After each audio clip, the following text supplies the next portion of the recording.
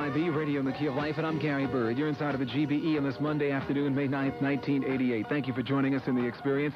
As I promised, my guest this afternoon, Dr. Amos Wilson, psychologist, author, professor, and entrepreneur. He is the author of The Developmental Psychology of the Black Child, which was published in 1978 by Africana Research Publications in Harlem. He's born and raised in Hattiesburg, Mississippi, and takes a rather radical view towards the educational process and redefining it in order to educate African children according to their very own psychology. Dr. Wilson, good afternoon. It's a pleasure to have you with us. Good afternoon. It's a pleasure to be back, Gary. We started off the broadcast this afternoon dealing with the question, and some callers were still with us on the line, what can be done to disarm the school system as it stands today, and how does the changing atmosphere of the school system with the kind of metal detectors and police involvement and so forth affect children who do want to learn? What are your thoughts about that question before we really begin? Well, certainly the school atmosphere must be controlled and dealt with. For instance, there was the controversial Joe Clark situation. While my feelings are mixed, I certainly am on his side as far as the idea that order must be brought about within the school structure and some kind of learning environment be maintained. And you cannot maintain a learning environment when people are afraid for their lives, or there are strangers intruding into the school in a threatening sort of way. And just where there's general disruption and students have overstayed their time and whose concerns are disruptive to other students. Preferably, I would like to see it controlled, in a sense, by the principal and by the school personnel itself. I'd prefer that the police not be brought into the situation. And of course, if it could be helped, certainly metal detectors and that kind of atmosphere should not be put into the schools. Only there as a last resort when nothing else works. But I believe there are other workable ways of controlling the school atmosphere and the school circumstances. But we must, the administration and the community must gain control of what goes on within the school house and the school building itself. When you say that you think that there are other approaches, what do you mean by that? Well, I'm talking about, I don't have such definite approaches in mind, but I'm relying on our ability to come together as a community to arrive at those approaches, whether that means parental controls, some other group of community organization patrolling, or the reduction in the sizes of schools. Sometimes I think these schools are really absolutely too large, particularly in terms of the kind of students we deal with here, where you have maybe 2,000 or 3,000 students in one building, where often then the principals and other people in the school have a greater difficulty in getting to know the students and getting a sense of where students are supposed to be and what they're supposed to be doing. So those things might be instituted as well. But in some way, the community itself must be involved, and parents and people whose children attend these schools should be involved in organizing a way of controlling the atmosphere of the school. What that will be, I think, will be flexible depending on the community.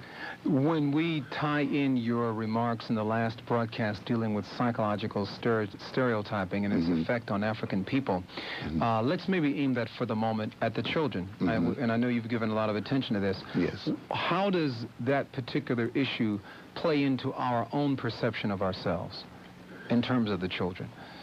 You were referring to the statement I think I made toward the end of the program when I talked about the system of oppression being an immaturizing process. When the other people, say, may refer to us as boys, it is not just an attempt to put us down, but it is a part of an attempt to actually create in grown men an immature personality. That immature personality, of course, being one that cannot successfully challenge the system as it is. And that is achieved by withholding certain experiences from our children in the schools, certain experiences in life, those experiences being necessary for growth and development and growth into manhood and into to womanhood. So the poorness of schools are a part of that process. Job discrimination is a part of that process. Bringing about a feeling of powerlessness and direct and overreactive opposition to our desires and wishes is also a part of that process, because these things are used to create in us a sense of powerlessness, an inability to do something about ourselves, and maintain in us a state of dependence which is quite characteristic of young children. So the oppressive system is set up by its very restrictions and by its stereotypes, you see, to create a mentality that retards mental and psychological growth. It is there also not only to immaturize us as people in general, but to feminize us as men as well. To emasculate the black man. And of course, we've talked about that a great deal, you know, I'm sure on these microphones.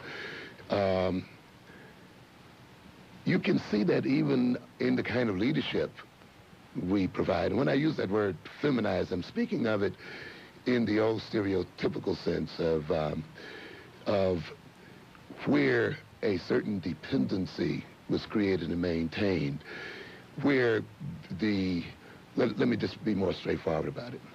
In the older sense, before liberation, or before the impact of women's liberation became very apparent and effective, often many women, and not all women by any stretch of the imagination, thought that their route to, say, power and prestige and acceptance was basically through marriage, through becoming attached to some man and assuming his name or his identity.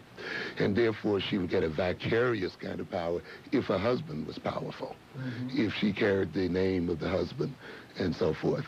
And so her major approaches under that old system was one of seduction, that is, seducing a man perhaps into marriage, seducing him into attachment, or sometimes a process of inducing guilt or a sense of protectiveness on the part of the man, you know, these kinds of things. Or the greater part of her energies might have been directed toward making herself attractive instead of developing her intellectual and other potentials. So her approach in the older sense, and I want to be clear about that because I don't want any misunderstandings of people. In the older sense then, it was going at power indirectly through attachments.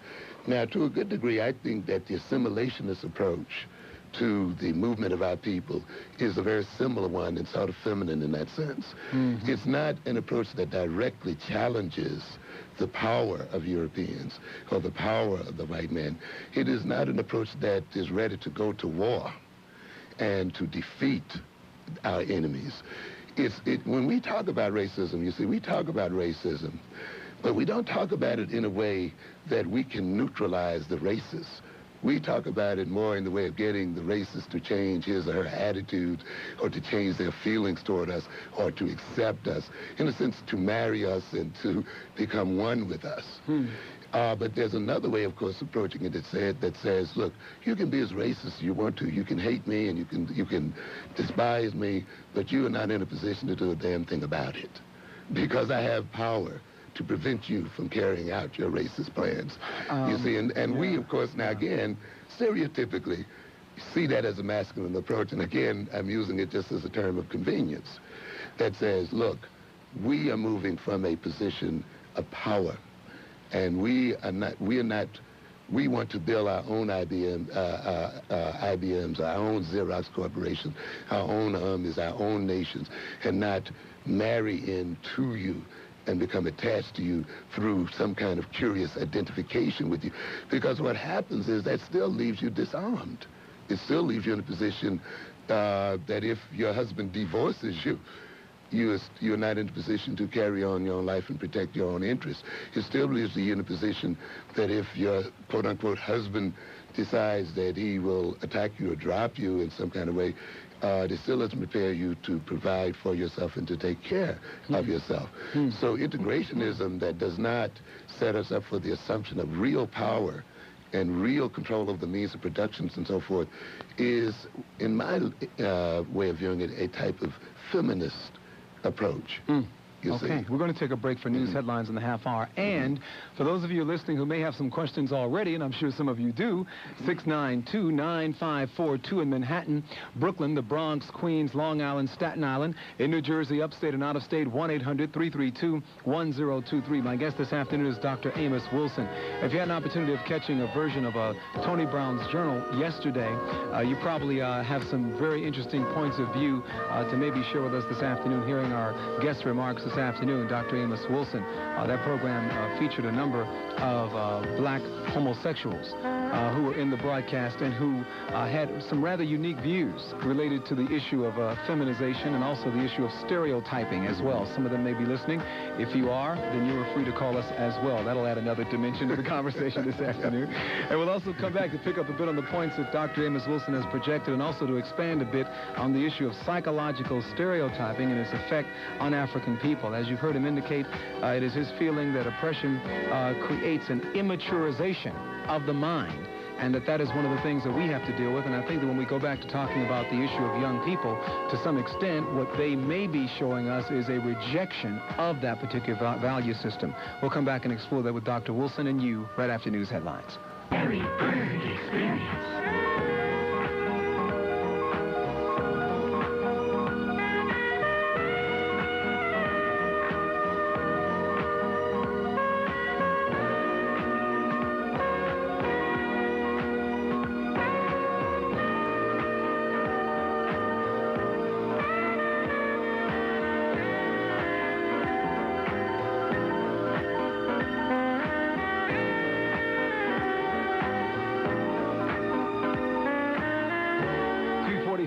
From WLIB Radio in the Key of Life, and you're inside of the GBE on this Monday afternoon, May 9th, 1988. Our guest this afternoon, Dr. Amos Wilson, psychologist, author, professor, and entrepreneur at the Harlem Graphic Arts Center at 243 West 125th Street. Joining us this afternoon in part two of our conversation, dealing with educating black children according to their own psychology, and this afternoon bringing in a rather interesting dimension, and an important one as well, on the issue of psychological stereotyping and its effect on African people. Dr. Wilson, as you've heard in the last few moments, talks about how oppression creates a immaturization of the mind. And this afternoon, Dr. Wilson, as you were talking just a few moments ago in terms of our identification with integration and what you call the kind of feminization, if you will, of us as men and as a people, there was something that you were referring to as far as the idea of moving from helplessness into power positions that I found interesting, because in terms of the sort of dimension you were talking about, it had a definite Marcus Garvey ring to it. But it also made me reflect a bit on Booker T. Washington and what I guess some might look at as a kind of flip side of the coin. Was Booker T. Washington, in this context that we're talking about, actually attempting to make these kinds of steps that we're discussing now? I think it could have developed in that direction. Certainly the practical side of what he was advocating would have been of great importance to us. The part where you said conceivably you put a person in a position, or a group of people in a position where you may not like me, you may say whatever you wish, but I have rendered you helpless to stop me. Yes. Could that have been something that could have been the outcome of it, because how can you really do that if you are still dependent and more dependent than you need to be on other individuals, when you need not only their economic aid, but you also need their psychological acceptance. And to a great degree, a lot of the integrationist movement was motivated by a need for psychological acceptance and by a desire, and often we've confused that movement with education. The idea, you know, I sometimes derisively say, these people sort of moved as if 2 + 2 can't be 4 in Harlem. You know, that you got to go outside to learn the 2 + but 2 + 2 is 4 in Harlem. 2 + 2 is 4 in a black school, the same way it is in a white school. It's not really necessary that our children go to these other people's schools to learn what is necessary for them to know. even though this was projected this way, apparently by some people, but which really covered over the need among some of these people to really be loved and accepted. And often that need overshadows their academic needs to the extent where, in some instances, if you can demonstrate that a predominantly black school or all-black school is academically superior to a white one, there'll still be many of us motivated to take our children over to the white one. And often I've heard this where the parent says, well, you know, I want them to learn to live with other people and this and that, you know, all kinds of little phony excuses that we get. And the idea being what is most important to them is the acceptance and love of these other people rather than the academic and character preparation of their own children. And where it's the acceptance and love by these people which becomes the key motive for our behavior rather than power. Now, before we go to our phones, there were a number of our callers when we posed our question this afternoon, which you responded to towards the top of the broadcast of what can be done to disarm the school system and how does the changing environment affect the children who do want to learn. When we talk about those children in the school system, a number of our callers seem to point towards the dimension of the school system which they didn't feel was motivating, that there were young people who are going to school who are basically being fed and given information that really does not give them a motivating vision of themselves or their role in society or history. How do you feel about that and how that ultimately leads to the kind of dropout rate that we see? That's the way it has to be under a system of oppression. As we stated in our last conversation, the idea that the oppressor will give you a liberating education is a contradiction in terms.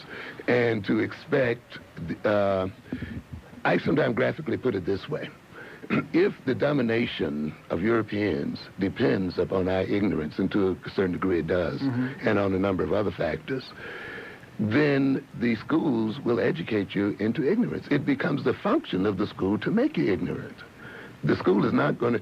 We have to recognize one thing. The function of all the institutions in this society is to maintain the status quo. There are no exceptions. The school is not an exception to that need for the Europeans to maintain power and domination over black people. As in any other institution, whether it's the family institution, whether it's the criminal justice institution, whether it's the economic institutions, the church, you name the social institution, and you'll find that all of them have in common, in relationship to black people, the maintaining of us in a position of subordination. This puts an and therefore, when they relate to us, they will work in a way that is in opposition to their apparent title. And therefore, education is going to ultimately make you dumb. Even while it's giving you information. So, I mean, there is a kind of education that doesn't give you anything, that leaves you really totally ignorant. Right. And then there's the education that has given you all the wrong kind of information, or the information has been set up in a context where it is unusable.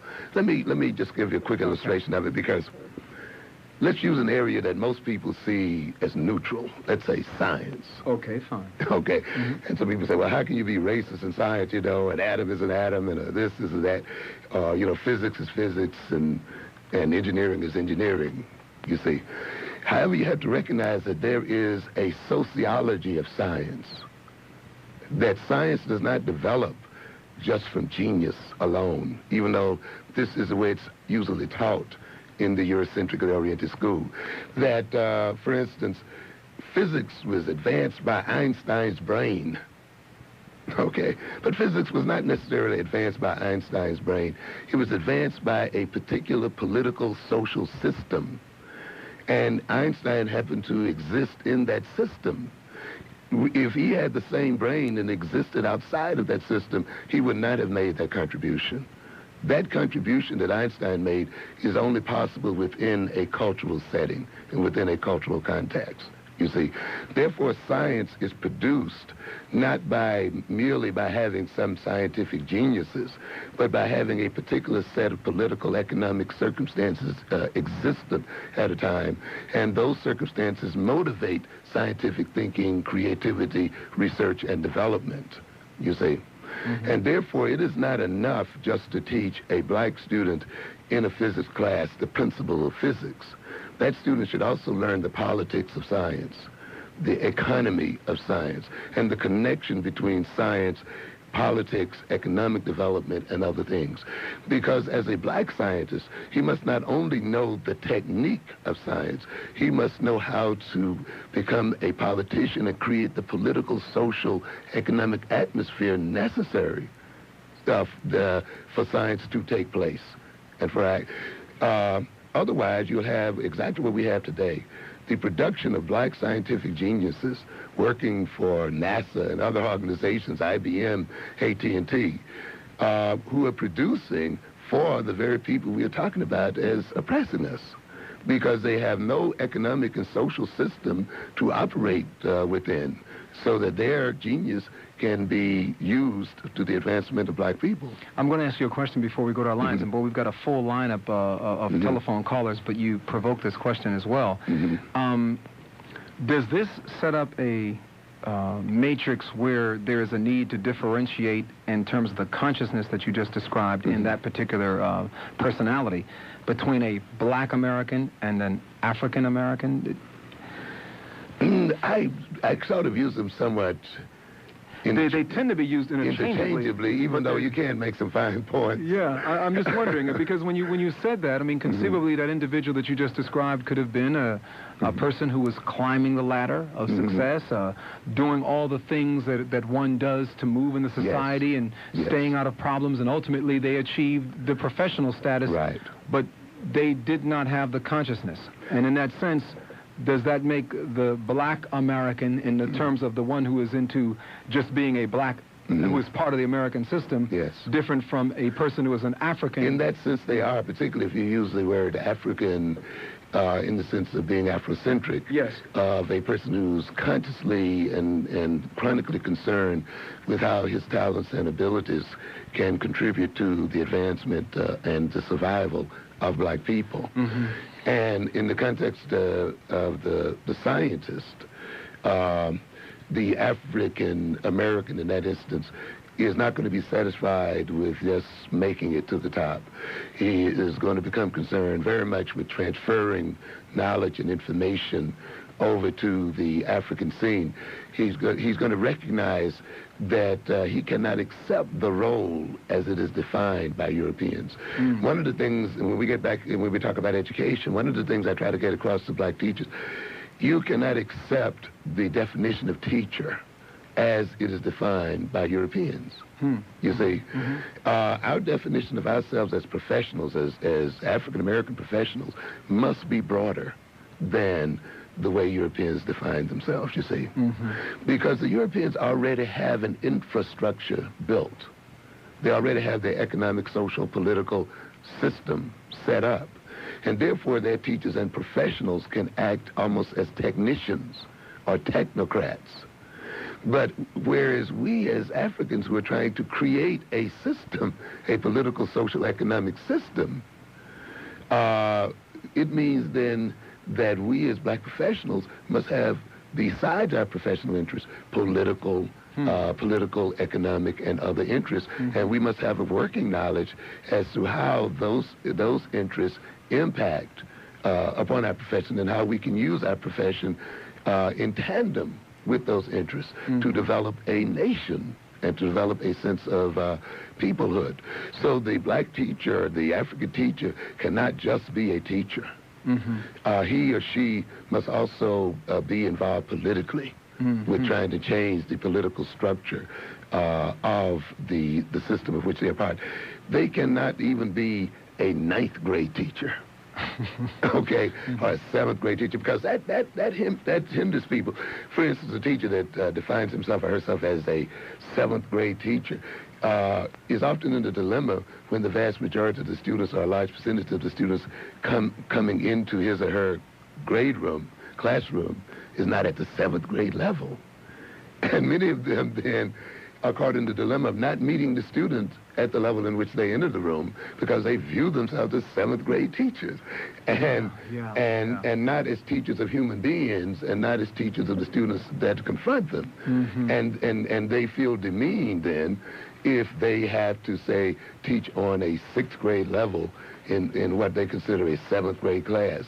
and they feel frustrated, upset, or they may not really go into teaching these children with any enthusiasm because of the definition. Before you go to the phone, let me just touch on one or two things, because we got involved with the purpose of education last week, and I mentioned that I want to just add, when we talk about the education of our children, we must not only look at education as a preparation for jobs and a preparation for social mobility, which you mentioned a while ago, which is also a part of education, obviously. Sure.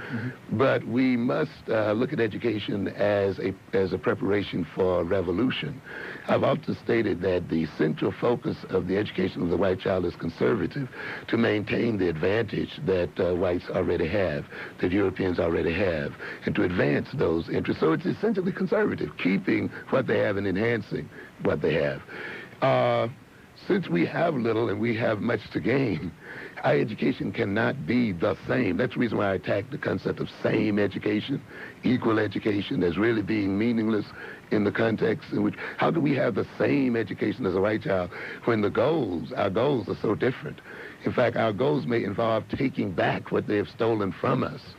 And you have to prepare and educate the children to do that. But to give them the same education assumes that they have the same goals, you see?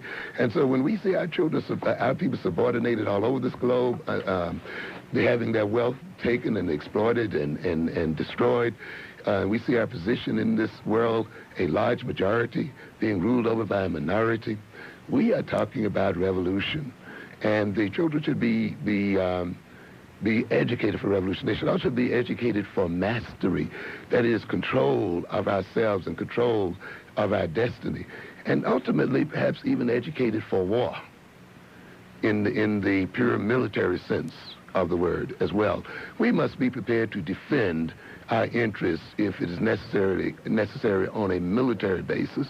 We must think the unthinkable.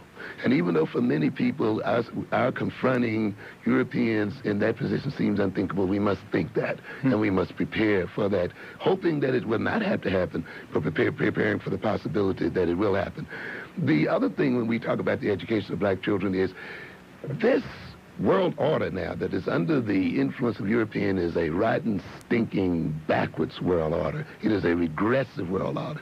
It is built on racism and rape and robbery and killing and murder and lying. It is built upon a threat to life on earth itself.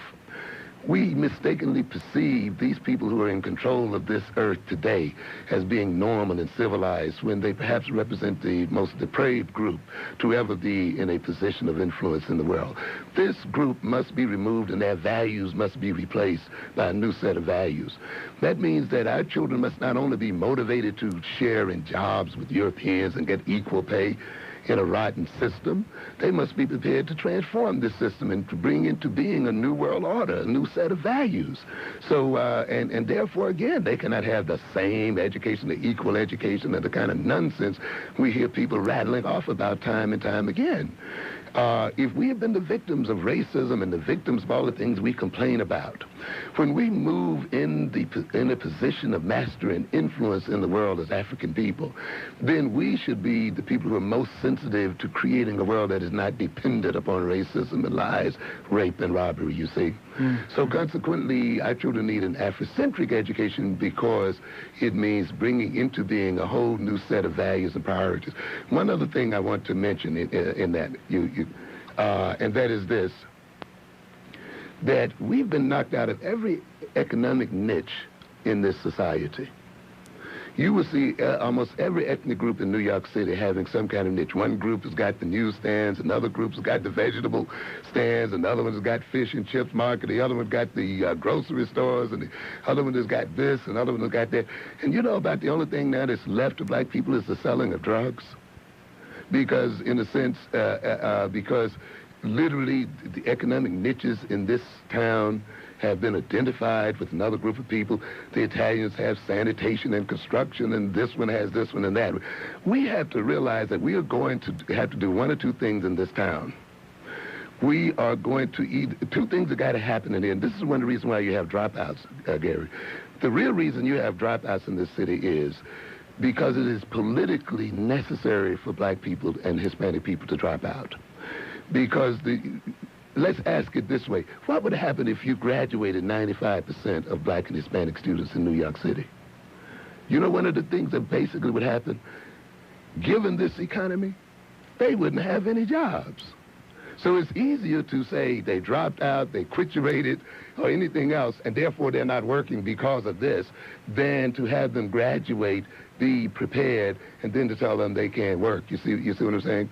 And so often this dropout is a cover to cover a political situation. Yes. Our guest is Dr. Amos Wilson. We're running just a couple of minutes over in the news, but stand by because I know that we have a number of people who are standing by to talk with Dr. Wilson. When we come back, we will move immediately into your telephone calls. Those of you who have been holding on, we certainly appreciate your patience. Stand by. I'm sure it'll be worth the wait. 1190 WLIB, World Leadership in Broadcasting. I'm Gary Bird. My guest this afternoon, Dr. Amos Wilson. Our topic this afternoon, educating black children according to their own psychology and psychological stereotyping and its effect on African people. We'll come back after this at 1190 WLIB, World Leadership in Broadcasting, the place where nobody does it better.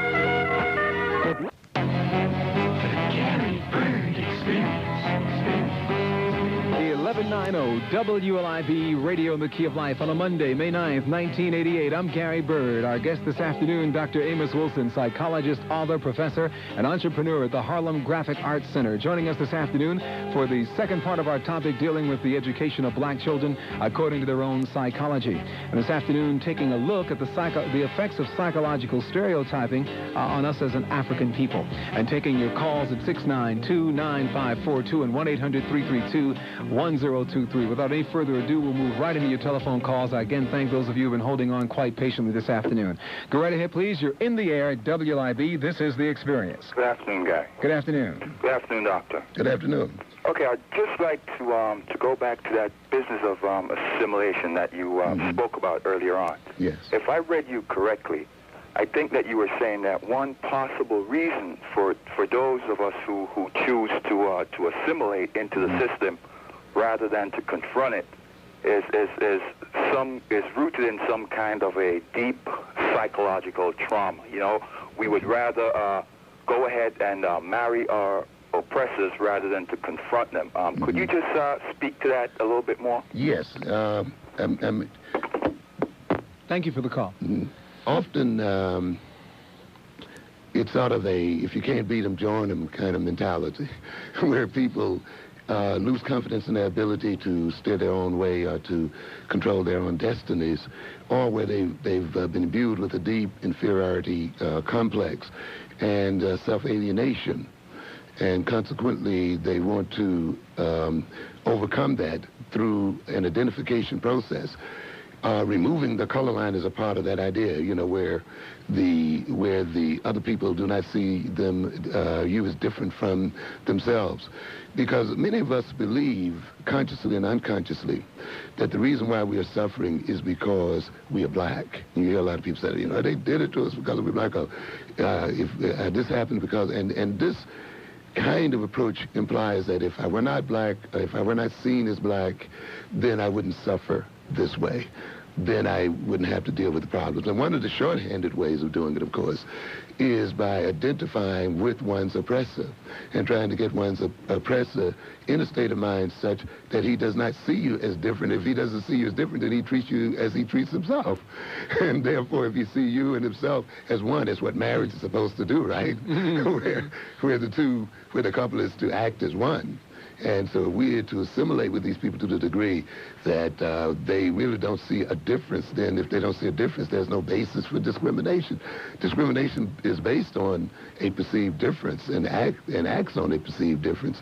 And therefore, if we can identify with them closely enough, they will not perceive us as being different. They will not treat us as on the basis of difference. And we will then enjoy the advantages that they have, and we would escape our circumstances. If you could add to that, perhaps your comment to me during the break, which may relate to this about over-determined. I was you mentioned certain behaviors, and what I mean by over-determined is where a number of almost all of the systems operate to move you toward the same point. Last week I was talking about media, and I was talking about how the education system, of course, how the system is run on the basis of lies, and how the media will have to lie as well.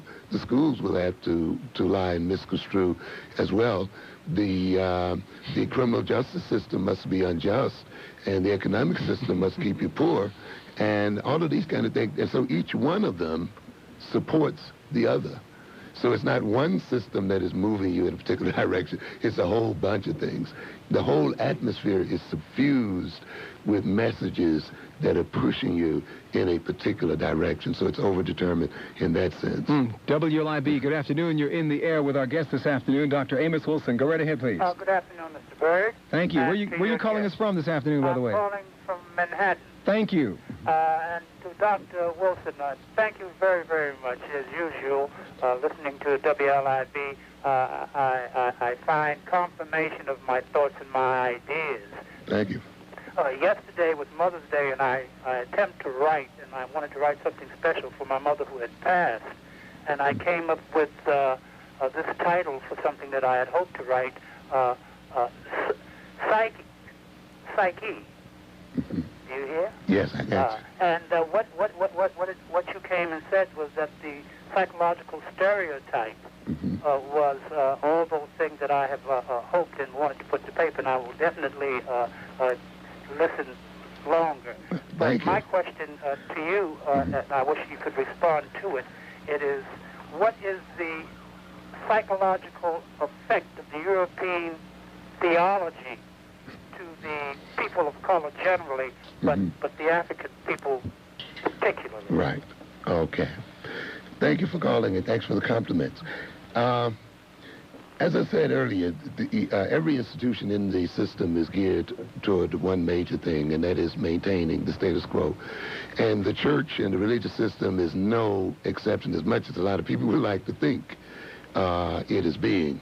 As long as the church and the religious structure is defined by Europeans and defined within the European mode, it is going to function to maintain European power. And of course, we've had many references about that whole white Jesus bit and the whole the way theology is pitched and the writing blacks out of religion and being responsible for religion. And of course, all of those things are set up to maintain the system. The white Jesus, of course, set up to make us think of white as being defined and somehow holier and destined to be greater than any other color on this earth.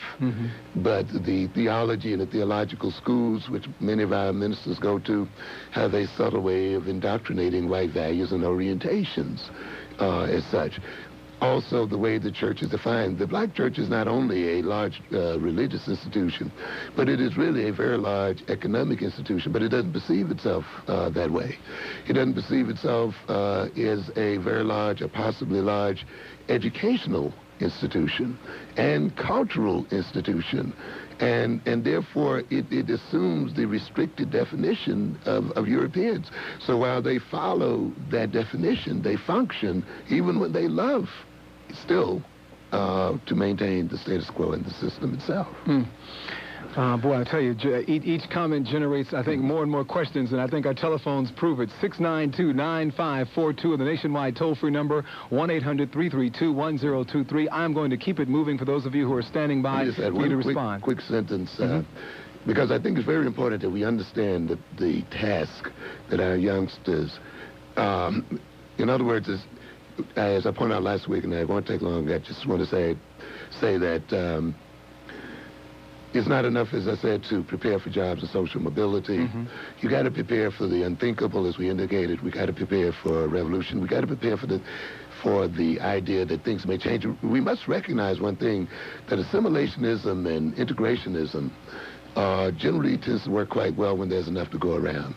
But when economic circumstances change, attitudes change, and we must think as a people in terms of what would happen or what could possibly happen if the economic system collapses and falls apart. Where will we be as a people? And we must educate our children in those terms.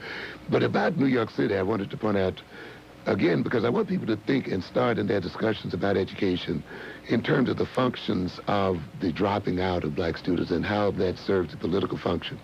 And to recognize that if we graduated a high percentage of black and Hispanic students where they could successfully compete with other ethnic groups, you have a problem. And that problem is one that either the economic system of New York City must expand to such a degree that it can take in these additional graduates, or at least the country must provide opportunities so that these graduates can go out away from the city, or we must knock some of the other ethnic groups out of their positions. And again, we have to think of educating our children for these two possibilities. It may be that we have to educate them to be prepared to push others out. Or to create their own, I guess. Or to create a combination of both. Yes, exactly. Because this has been a part of the tradition of this country. So I'm not talking about something that's... No, it's happened before. There's no question about that. One group... and every group that has moved into power and influence in New York City basically has replaced other groups, as those groups have moved into other positions or other places. But when it comes our turn, it seems as if everybody sort of gets stuck in place. 26 minutes after the hour, 3 o'clock. My guest again, Dr. Amos Wilson at WLIB. I'm Gary Bird. This is Experience 3, the Great Black Expedition segment of our radio magazine. Good afternoon. Thank you for joining us. Where are you calling us from? I'm calling from Jamaica, Gary. Thank you. Go right ahead, please. I respect you and I respect Dr. Wilson. Thank you. Thank you. Gary, can I go to a question for you and a question for Dr. Wilson? Let me just say to you, probably it'd be very quickly just to get a question for him because there are just so many people calling. There's just not enough time. Okay. Dr. Wilson, you spoke about the various ethnic groups that have taken over the vegetable stores and the newsstands. I suppose you mean the Koreans and the Indians and so on. I mean, the Indians from India. And and I look and I see that academically, for instance, I think the last Westinghouse academic achievement, whatever they're called, contests, something like 8 out of 10 were Orientals. Right, I recall. And who look different from the Europeans. Right. And their culture also certainly is not taught in the schools. And is there something that we can learn from the Koreans, from the Japanese, from the Chinese, from the Vietnamese, from the Indians, who have come to this country after we did? Yes. We were here before they were, and even the African Caribbeans seem to have moved ahead academically, economically, and I would suspect that since usually economics comes first and then political power comes after it as a result of it. Yes. What is it that we can learn from them that they have done that perhaps we can do? Okay, good question. Thank you. Very much. I think I might have indicated in the last program, I alluded to what I call deculturation. The removal or the depriving of African Americans of the African culture. And of course, we've talked about that in the context of slavery, because you remove that culture in order to create the servant mentality and to have people almost think of servitude as a natural slot for them in life. Another one of the functions, of course, of that is consumerism. There's an international division of labor in the world. And the position for African people is that of producers of raw materials and as consumers. And to be the ultimate consumer, you almost have to have a polyglot of tastes. Because one thing culture does is to also define your taste, and to define your values, and to define your orientations. And that has an effect on the way you spend money. And consequently, if you want to make a person a consummate consumer, you make consumption becomes his defining activity, not his culture. And therefore, anybody who has a culture can come and sell that kind of person anything, because their culture is created by fads and styles and things of this nature, not by an enduring sense of themselves.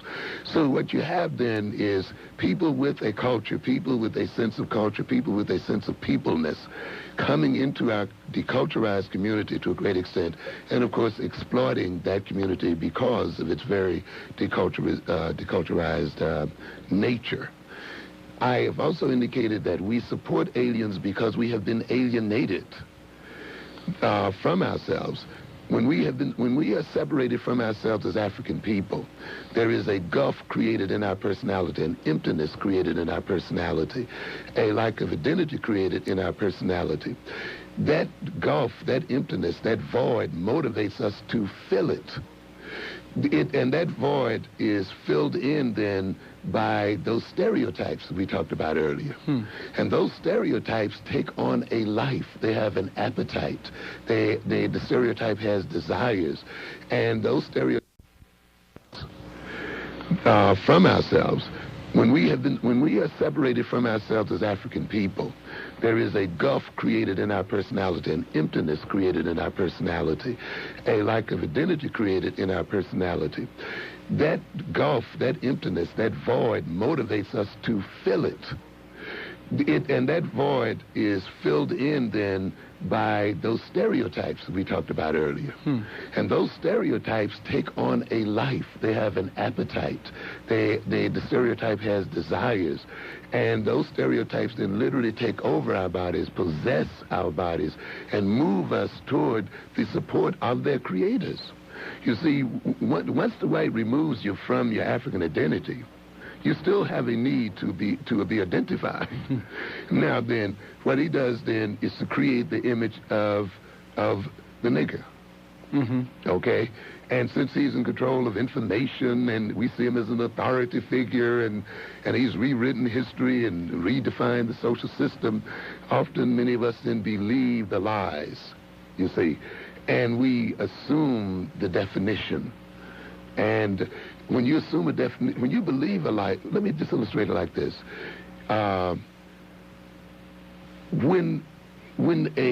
You have to be given a description of a God before you can feel that God.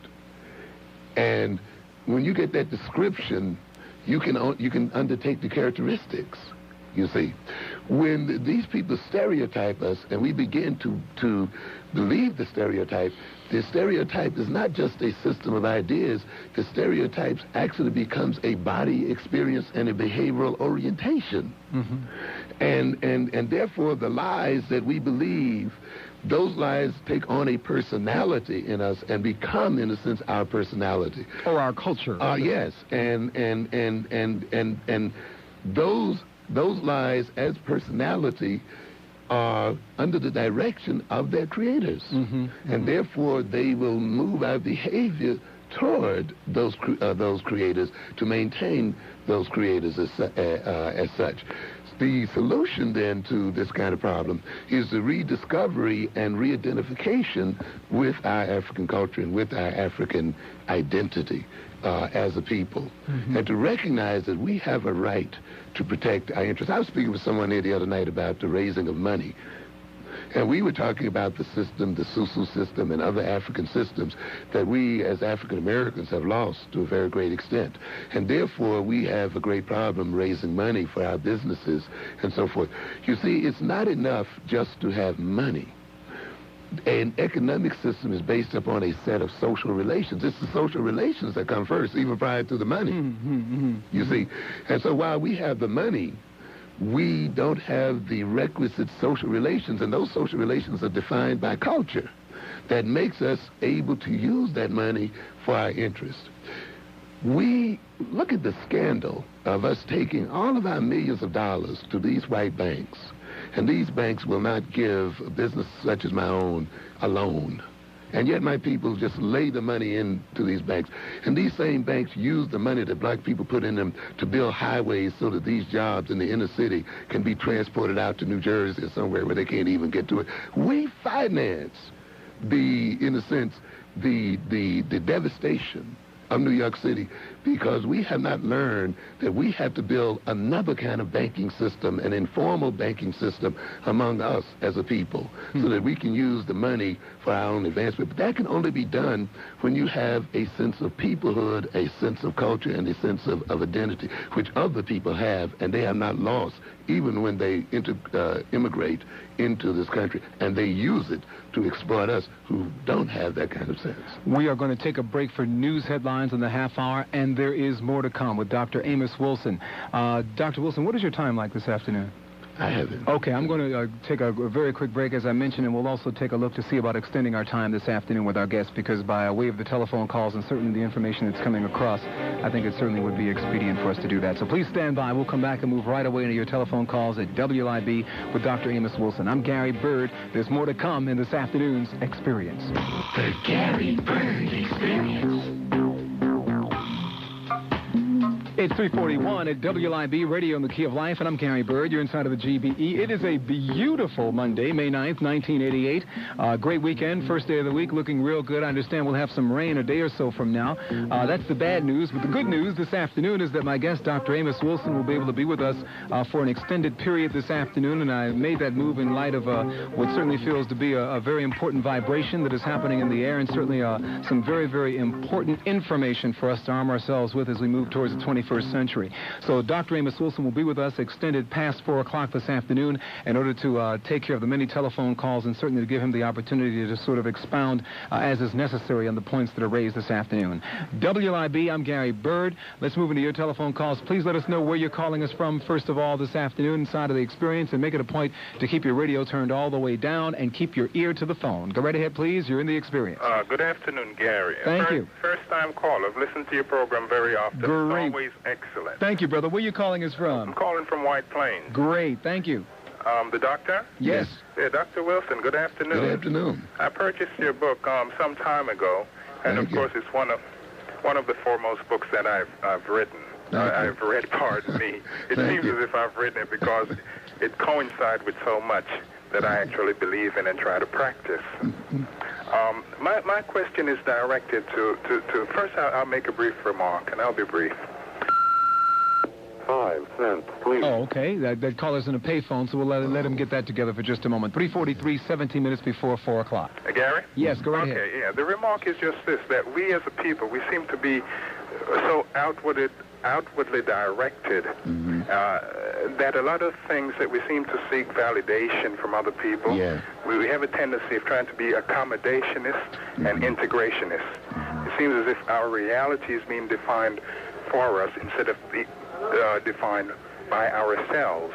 And I'd like the doctor to just briefly tell us how does that being outwardly directed into our progress, and also does he find that nations have that characteristic also of being either outwardly directed or inwardly directed, as I believe some Oriental groups seem to be? Yes. Okay, thank you for your call. Thank you.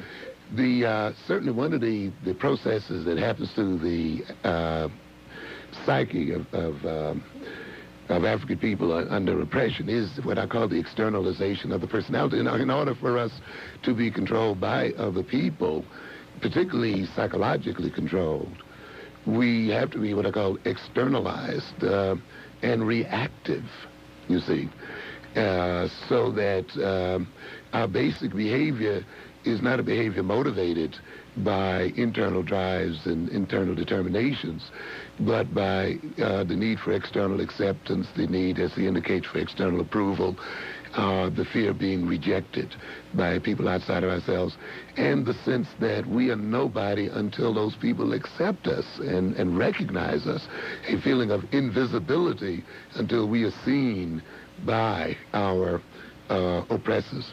And when we let another people define reality for us and define us as persons, then naturally they will define us in such a way that it will make us reactive to them. You can see this operating on many different levels. He mentions the sense of nations. To a good extent, colonialized nations are externalized nations economically. You see even their basic economic infrastructure, such as their railroads or their highways were built not to build a network within the nation itself, but were basically constructed so that their raw materials could be taken to the port cities and exported. So the construction of the railroad lines and construction of highways and so forth were not constructed in a way that was conducive to the growth and development of those societies. So you have a situation often where a certain segment of, say, an African nation may be literally cut off from its own marketplace by the way the highway and other systems have been designed, because they've been designed to meet external needs. And when we even talk about foreign aid, infrastructural aid, often if that foreign aid is used to build an infrastructural system, it's still built in a way to serve the interests of people outside. And then when you hire people to direct such an economic system, the local bourgeoisie that's going to direct this system will be externalized too, because it serves as the comprador group or the between group that mediates the exploitation of the nation with the metropoles. And they are going to get their cues and so forth from the outside as well. And if they're in charge of the education of their children and so forth, they of course create in their own image an externally oriented children. In order for us to fall under the control of the other people, we have to be externalized. And a part of that externalization process is deculturation. You see, because culture and a sense of culture and identity gives you a set of purposes and goals and directions in which to move. But if you don't have that deep sense of culture and people identity and sense of peoplehood, then you're going to have to get your control from outside on a reactionary basis. So in essence, then you cannot be truly inwardly directed, right, without that sense of culture that you're describing. Yes, that sense of identity, a sense of a solid sense of self. Otherwise, it's a reactive orientation. 1190 WLIB, Radio in the Key of Life. Well, wait a minute, though. If that's the basic understanding, then that says that is the basic state of mind that we, generally speaking, are operating in as a people in this society. Yes, very much so. Two things happen. Those who essentially are deculturated, and of course, which is a major reason why we have a dropping out in these schools, and a major reason why some of our children are not progressing academically the way they should, you see, because of that loss of people. Then you have another group that appropriates an alien culture, you see. So there are some of us who identify with the European culture and kind of take it over, and we can progress on, quote-unquote, on those values, you see. But the situation is, what we're going to do with that alien identity, even though we may make it to be the CEO of AT&T and all that, it means that we're just, the output of our labors will still go to the other people. What happens in the rare case of the person who is able to move through the phases that we're describing in the quote-unquote upwardly mobile model, and yet who in arriving at that peak somehow does maintain a sense of his or her Africanness at that position? What's at work in that individual? Well, there are a number of people like that. As a matter of fact, when I talk about the education of black children, I also have that as a dimension. Those who, with a sense of consciousness, can move into the system as an intelligence operation, as secret agents, and in an extreme sense, sometimes where they may be superficially even identified as being with the other people in order to attain the kind of information, knowledge, or technology, or whatever else we may need as a group. It's a very tight line between, working, because the system has some things we could use. Okay? Yeah.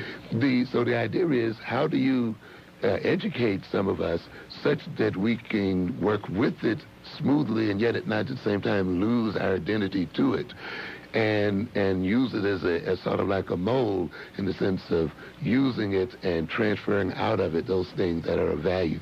Because, right now we are the most valued employees in this country. And one of the reasons why we are valued, because we don't have that strong sense of peoplehood and the Pan-African connectedness. Too many employers don't have to worry about us shipping that information out. to some other country or making some kind of connection. We can work in gun factories, as many of us do, and yet not ship weapons to South Africa so that our people can engage in war. When you deculturize the people, they make this kind of employee. They'll die with tremendous amounts of knowledge and information in their heads.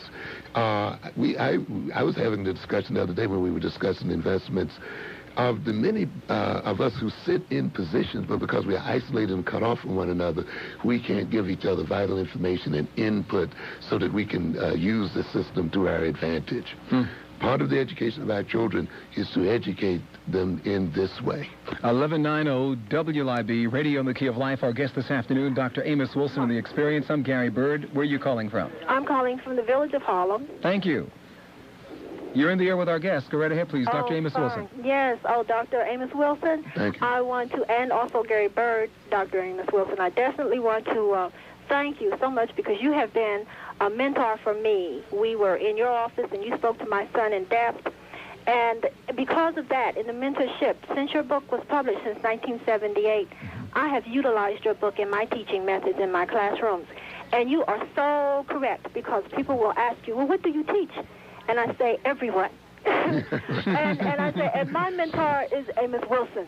And if they are not familiar with him, I carry copies of your books around with me. You see? Thank you. And in addition to that, I am quite distraught. I'm taking a leave of absence from the educational system, and I am available.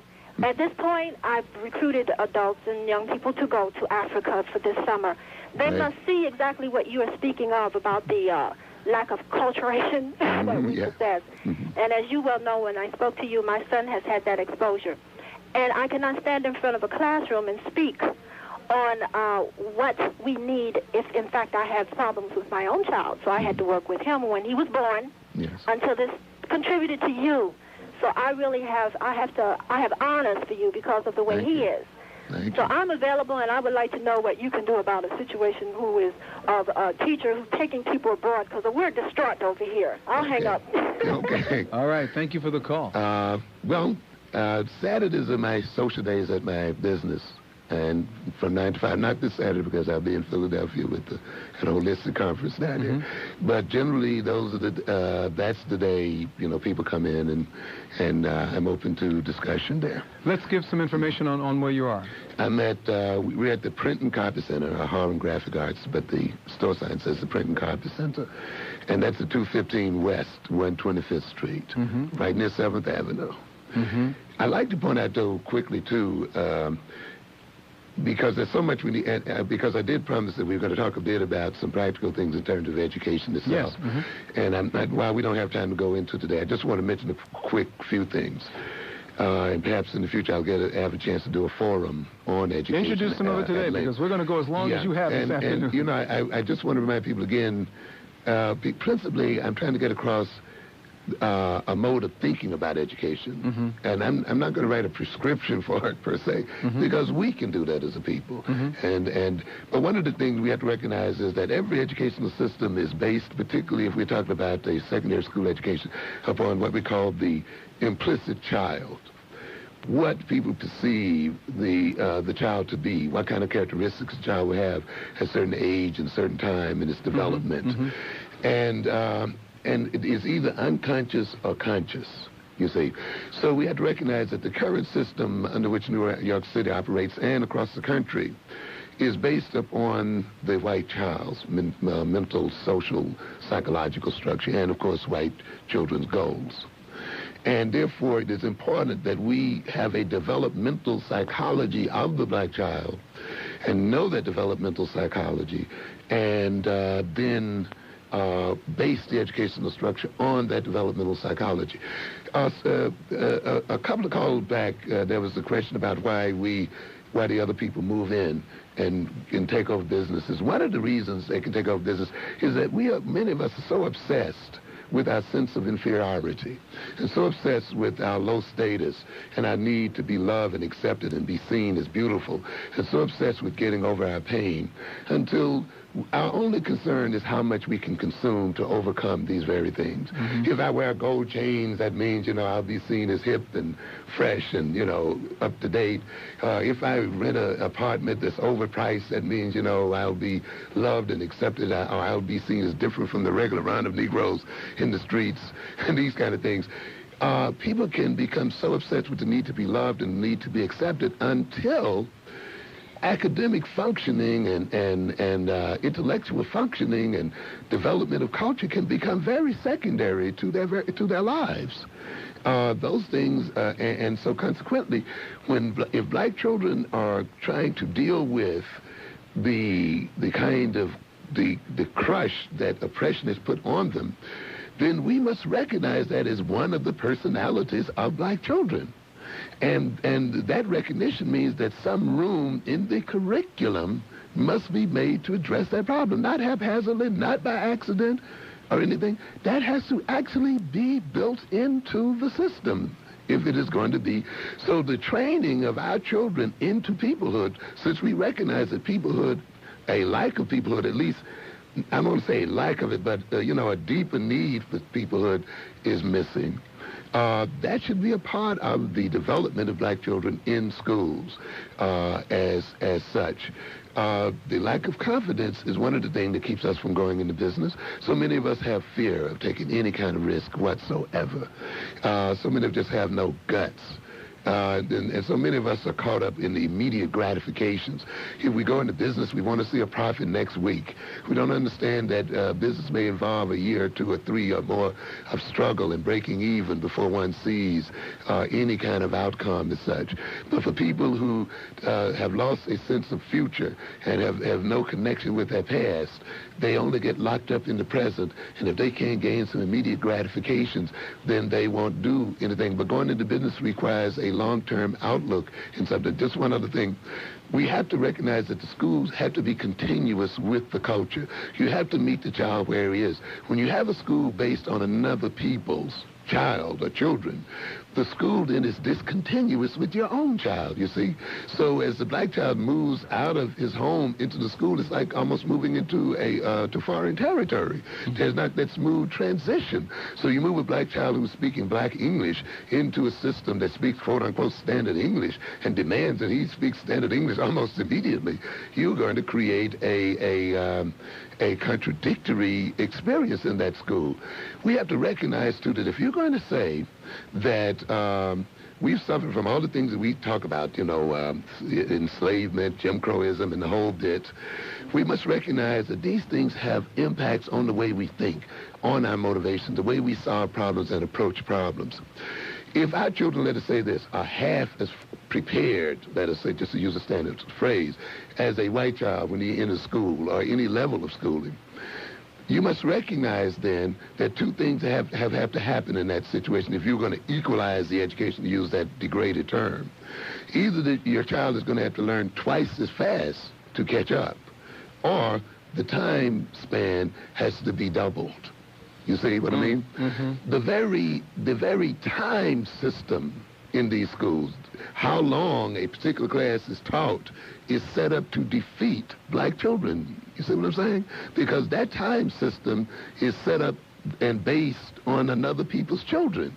So the very structure itself has built-in failure in it, because the time that a child is in math, let us say, or the time your child is in science or in reading, is set up according to somebody else's standard who's undergone a whole different experience and have a different psychology. But when you buy this stupid idea about standard education, assuming that there's some universal time which children must be taught this and this and this, you're going to destroy your children. And that's what happens to us. So when we look at education, we must look at the very time system. We also must, if you're going to say standard English is necessary for our success in this society, you may then perhaps think of getting rid of French. in the school system and using those hours that are taught, where the child is taught French for speaking English, since 99% of them will probably not go to France or will only go there for 2 or 3 weeks out of their lives. So we have to look at this system and say, what are we going to remove out of this system in order, and what are we going to put into it in order to meet the needs of our children? We have news coming up at the top of the hour from 1190 WLIB. When we come back, we'll get more into your telephone calls this afternoon with Dr. Amos Wilson, who is with us. Again, as I mentioned before, we are extending his time this afternoon, and we will make every attempt to get to all of your telephone calls. So all of you on hold, please stand by. We'll come back and move right away into your calls after news from the top inside of the GBE, the Gary Bird Experience, at 1190 WLIB. World Leadership in Broadcasting, the place where nobody does it better. Experience.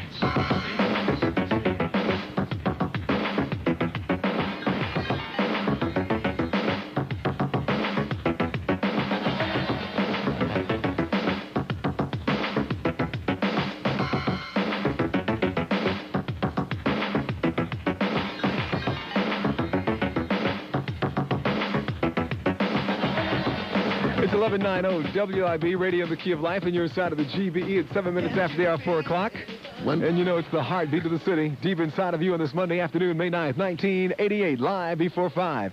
Inviting you to join us inside of our conversation this afternoon with Dr. Amos Wilson, psychologist, author, professor, and entrepreneur at the Harlem Graphic Arts Center. Our topic is educating black according to their own psychology. One of the things we've gotten into this afternoon, as privy from our last broadcast, is psychological stereotyping and its effect on African people.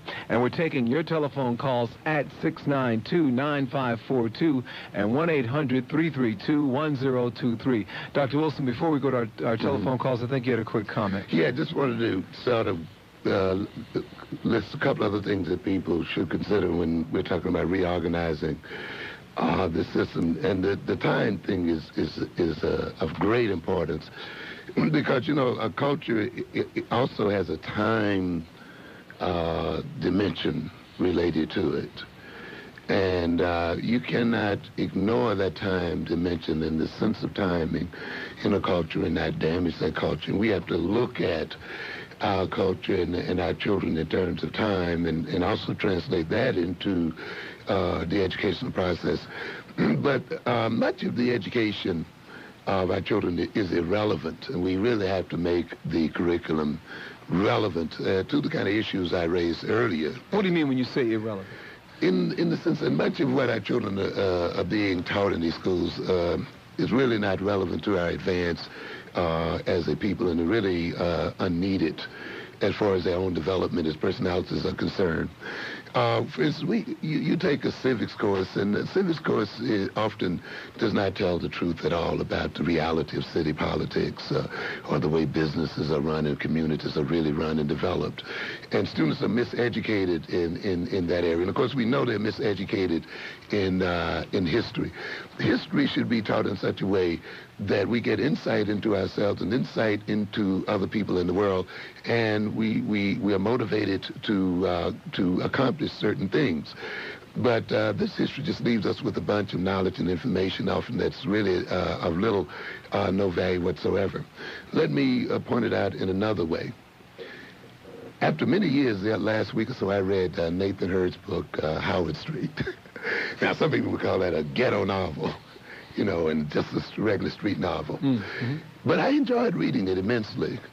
And I recognized something more deeply as I read it, how much more relevant the reading of that novel would be than the reading of Shakespeare and the reading of the standard so-called literature in these schools. Mm-hmm. Because that novel, of course, speaks to the reality of our people.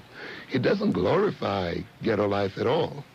It, though, permits, even when you're living in the ghetto, often you need to be able to step back from it, and a book permits you to step back from it and to see the trees and the forest, even though you're part of it. Mm-hmm. And it permits then our children to step back from it. What happens to the characters permits them to discuss their current behavior and future behavior. What's the outcome? It permits discussions of values and morality. It permits thinking to occur. It maintains an interest level such that the student may enjoy writing about it and talking about it in various ways, you see. And so actually you can develop thinking skills, communication skills, insight into oneself and into one's culture, a sense of consequences as what to happen to people when they get addicted to drugs, what happens to guys when they actually get caught up in the various things of the system. You get a look at the police, you get a look at other things by reading this kind of novel. And you come out of there then with a sense of who you are, what you are, a sense of culture, a sense of understanding yourself and other people. But you've also been engaged in dialogue. You've also learned how to think. You've also learned how to move beyond your immediate situation and circumstances, all of which is really what education should be about. But now somebody's asking, isn't Shakespeare important? Dr. Wilson, I don't think Shakespeare is important. Frankly speaking, there are many people in the world living quite well without any knowledge of Shakespeare at all. The language is archaic. It's not spoken. And a lot of time is wasted pondering over it. The philosophy, and there are great philosophical ideas in Shakespeare. I've read Shakespeare. I read Shakespeare, okay? I'm not saying that it shouldn't be read. I'm questioning the projecting of it into the system the way it's done. Not only does it make it appear that white culture is so high and all the high-flown ideas are contained in Shakespeare, there are high-flown ideas contained throughout black literature. Major philosophical concepts and moral and value issues are throughout black literature. So you don't have to read Shakespeare to get a sense of philosophy and a sense of the profound nature of man at all. And when I get tangled up in all of that language and all this other stuff, and with the implication that the only great literature in the world is Shakespeare and a European literature, you start killing children's minds and interest in reading when you put them into this kind of literature. It's an interesting comment because a bit earlier today I heard Irving Berlin, who celebrates his 100th birthday or something, referred to as the greatest songwriter of our time. And when I heard it, I had to stop for a minute and I looked at the radio and I said, well, wait a minute.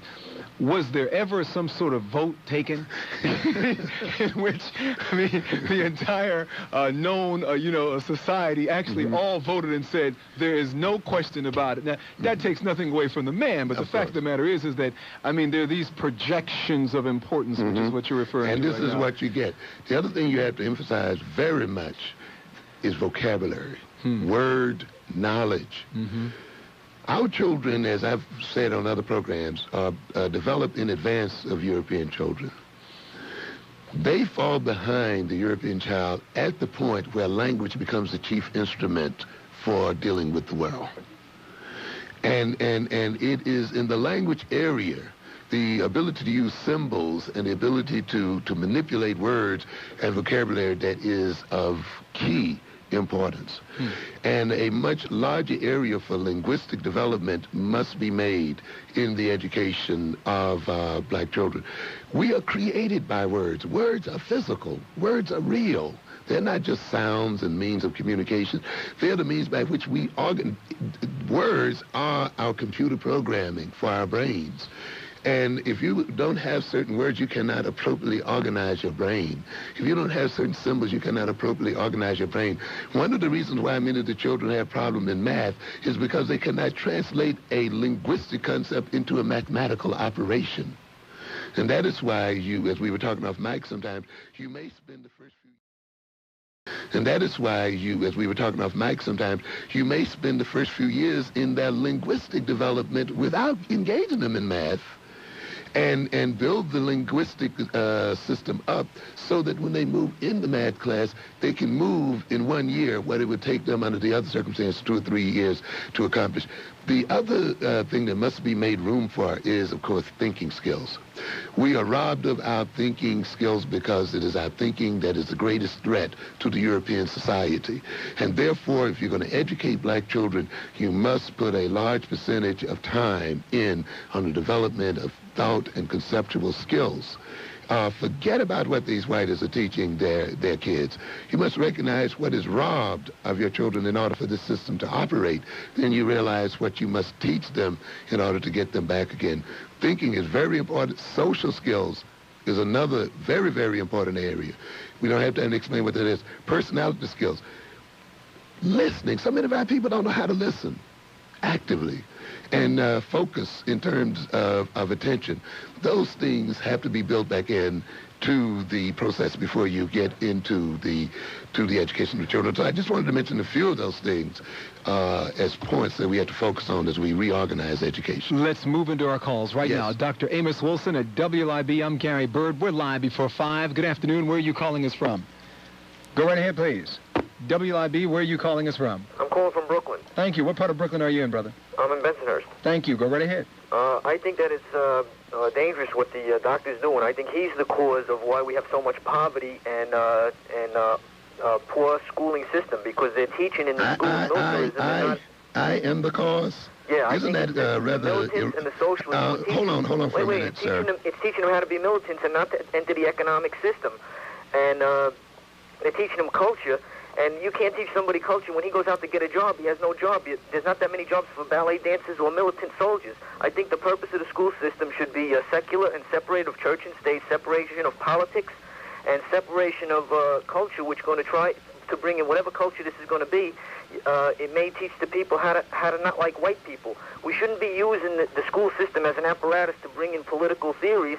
And if they want to do that, they should set up separate private schools. This is the same problem we have with religion and politics, and the taxpayers have to finance this of how they're going to, who are they going to go against these soldiers that they want to train? I think it's hold on to the call. I think you've made several points, and what I want you to do is this. You've put forward a particular response and a notion. What I want you to do is I want you to stay on the line, and I want you to listen. You know what you put forward. Dr. Wilson has listened. Let's give him the chance to respond, and let's see if we can basically come to some understanding. Let me make something very clear to you. You are indulging in a very typical racist kind of thinking. And that kind of racist thinking is what we call blaming the victim. You have the nerve to blame me for the condition that my people are in. I shouldn't even dignify that with an answer. So the idea that I am the cause of the problem is a really an asinine kind of statement. But that's the kind of asininity that we are faced with in this society, where these people who have raped and robbed our people blame us for being the cause of the problem. That is the kind of mentality that I want our children educated out of, and that's one of the reasons why I want this educational system changed, because it creates the kind of people that you apparently are, where your kind of thinking is backwards to a degree, where you make people who've been victimized by your system the cause of their own victimization as such. This caller seems to have difficulty seeing the political structure of the educational system. Any educational system is political. There is no such animal as a non-political system. That's another stupidity that is perpetrated on people. The idea that education is neutral and non-political in its nature. It's no social or cultural system that's going to set up an education system that is non-political. It's set up to maintain the culture in the first place. It's set up to maintain a group of people in control and in possession. The idea that you can produce a system, and it can be done, but it's not being done in this instance. This is one of the greatest lies that is perpetrated on black people, and that is that lie that the school is neutral, non-religious, non-political, and non-racial in its aspects. It is not such. When you're writing textbooks filled with lies about history, you're writing economics books filled with lies and untruths, you write cultural history that makes people believe that the world began with the Greeks, and you write a history that puts white Jesuses and other kind of people up front and make other people's literature and contribution to the world's civilization kneel and so forth. There's no way you can tell me that that system is neutral and non-religious. This country calls itself a Christian nation, and it harks to Christianity, even while it pretends that its school is and its school systems are non-religious. But only a fool can believe that. Okay, we lost that caller apparently at 1190 WIB. Hopefully he has something to ponder with him this afternoon. Go right ahead, please. You're in the experience with Dr. Amos Wilson. Go right ahead, please. Being non-political is one of the most political things you can do. One of the most non-political things you can do is to let someone know your political viewpoint. Instead of trying to hide it behind a pretense of being non-political. Go right ahead, please. You're in the air live before 5. Hello. Hi, good afternoon. Where are you calling us from? Yes, I was born in the Caribbean, and this system is very prevalent in the island I was born in. The system where, like someone who have heavy African features as far as being very dark brown to black in complexion, who did not lose the Africanness or African features through the slavery trip, will be treated as how the whites will treat them by someone of light-skinned complexion, and is broken up in that island so that the dark-skinned people, the African people-looking people, will get the worst jobs, while the light-skinned or the mulatto will be on top and live in certain areas where you have the best houses, the best jobs, get more different care than the dark-complexioned people. And I noticed that also goes on in this country. And you spoke about how someone who is black will marry a white to feel as one with the white. But also, the offspring of that couple will turn around and do to the blacks, especially those of dark complexion, the dark-skinned blacks I'm talking about. Mm-hmm. They will treat them the same way, similar how a white will treat a black person. Right. So as a dark-skinned black man, I do not feel only racism coming from the white community, I also get it from the mulatto or the so-called light-skinned black. Your response, Dr. Wilson, to this? Okay, then I can understand. We have to recognize that there's a world color hierarchy that moves, of course, from white, blonde, blue-eyed down to very, very dark black. And people are ordered on those ranks, and it will be that way as long as whites are the dominating group in the system. And of course, as I said earlier, many people try to identify with that other group as a way of escaping themselves. You know, it used to be that there were blacks who used to talk about lifting up the race. And a part of that lifting up the race, of course, was to lighten their children. But we see that that's been a problem for a couple of thousand years. You read Chancellor Williams' book, that he starts it out with this very issue that's being raised today. And I mentioned earlier about the trying to escape our victimization by identifying with the aggressor. And many of us then, when we treat each other the way we are treated, we unconsciously identify with the aggressor at that point. When we call another black person by, the degrading name, for that moment, we are separating ourselves from that person, and we assume then that we belong to some other group other than the person who we're, using that assignation in relationship to. So many of us then will behave toward ourselves the way other people behave because of the unconscious need to identify with the other people and the need to get a sense that we are different. The ultimate point of racism, and for racism to really work well, it must involve the internalization of racism. I've often said it is not what whites have said about us. It's not their scandalization of the African personality, and it's not all of the miserable things and things that they've done and said to us. The main problem is the way we reacted to those things. It's not the lies that they have told, it's our believing of the lies. And once you believe the lies, and once you let people get you to believe the scandals that they've made about you, then you become a participant in the very process. You then become self-degrading. You then become degrading to other people like yourself. And really the thing that we must struggle against more than anything else, even against white racism, is internalized racism. Because it is through internalized racism that we actually participate in our own oppression.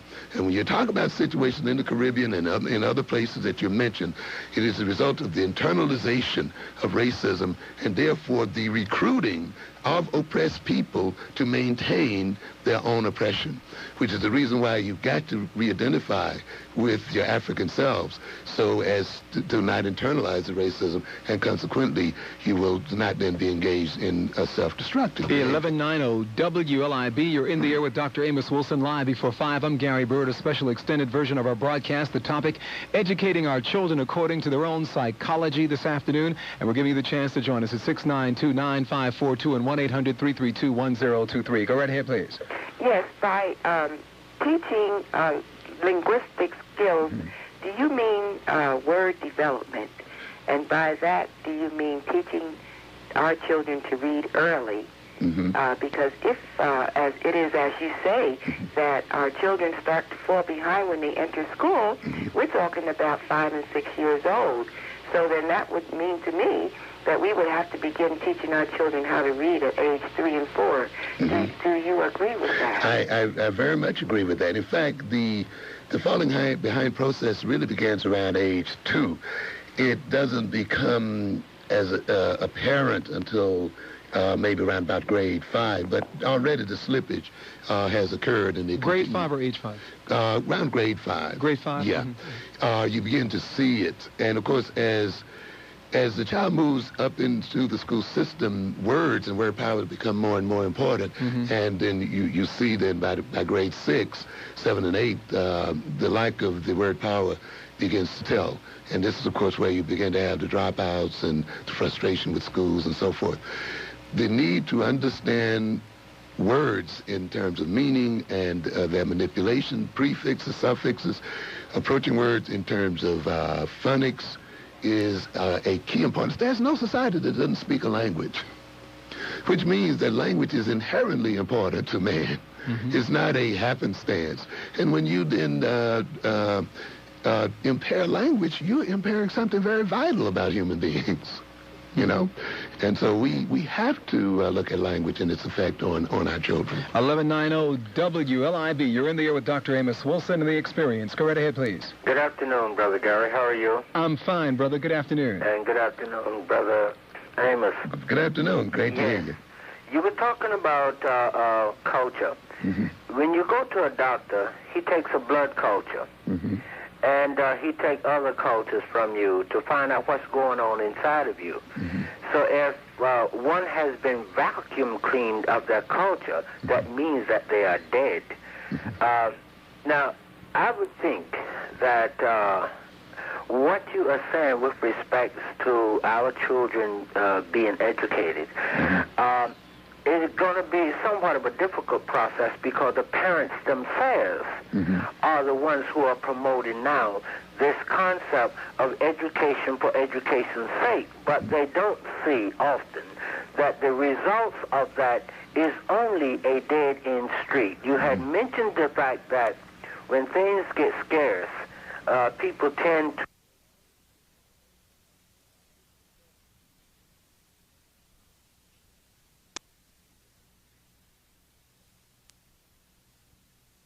Good afternoon, Brother Gary. How are you? I'm fine, brother. Good afternoon. And good afternoon, Brother Amos.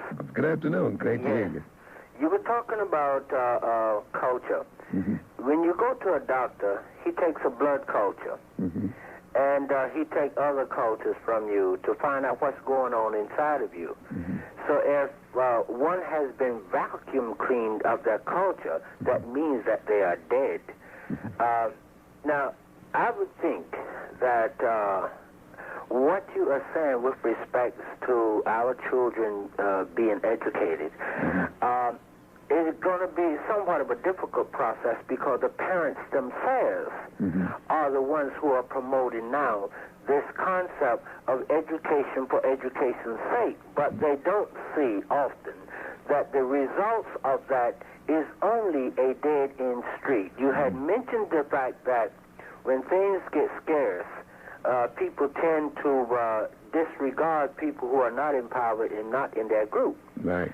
So it would seem to me that along with telling us about how these things work, the plan that we must have for education is one that forces the parents either to teach their own children or to give their children away and let other people teach them with the recognition that those children would never carry out anything cultural because nobody else teaches another person their culture.